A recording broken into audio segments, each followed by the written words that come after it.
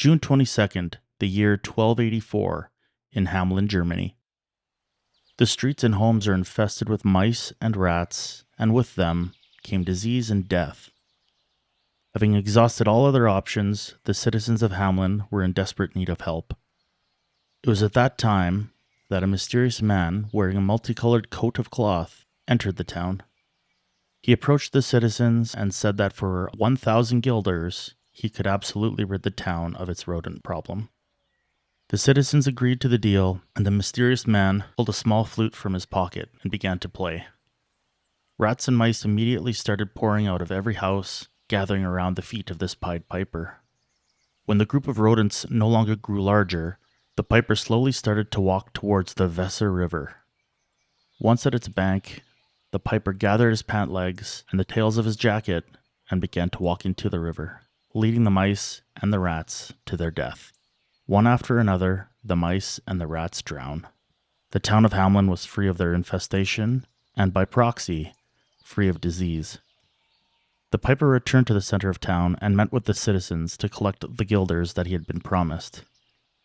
Instead of payment, he was given excuses of all sorts as to why the money wasn't available. The mayor offered him 50 guilders instead. The people of Hamelin had regretted their promise of payment and now refused to pay. Bitter and angry, the mysterious Pied Piper left the town, vowing revenge. Documented in the original town registry, the piper returned in the early hours of June 26th, the feast day of St. John and St. Paul. He was no longer wearing his colorful hide clothing, but was, instead, wearing a hunter's outfit and sporting an evil grimace on his face. All the adults were in the town church, celebrating the feast day. The streets were empty. Once again, the piper pulled out his small flute and began to play. There were no rats or mice this time. Instead, the children started to fill the street. A great number of boys and girls, including the mayor's own daughter, were now following the piper, who was leading them through the town gate near Koppenberg Hill and towards the mountains. It is said that this was seen by a senior woman who had followed the group from a distance and then doubled back to inform the town members.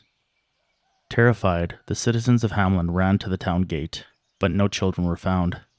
Messengers were sent by boat and by horse to all neighboring towns to inquire about the missing children. Not one of them had been seen. In all, 130 children disappeared from Hamelin that morning, lost to the mountains and lost to time. In the year 1300, the town came together and paid to have a stained glass window depicting the event created and installed in their own town church. The window was replaced and disappeared around the year 1660, but before its disappearance, painters and writers did document it. The inscription on the window read, "In the year of 1284, on the 26th of June, the day of St. John and St. Paul, 130 children, born in Hamelin, were led out of the town by a piper wearing all kinds of colors.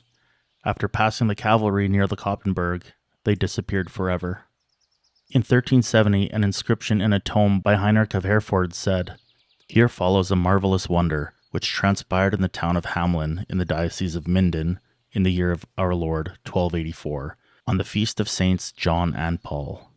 A certain young man, 30 years of age, handsome and well-dressed, so that all who saw him admired him because of his appearance, crossed the bridges and entered the town by the west gate. He then began to play all through the town a silver pipe, of the most magnificent sort.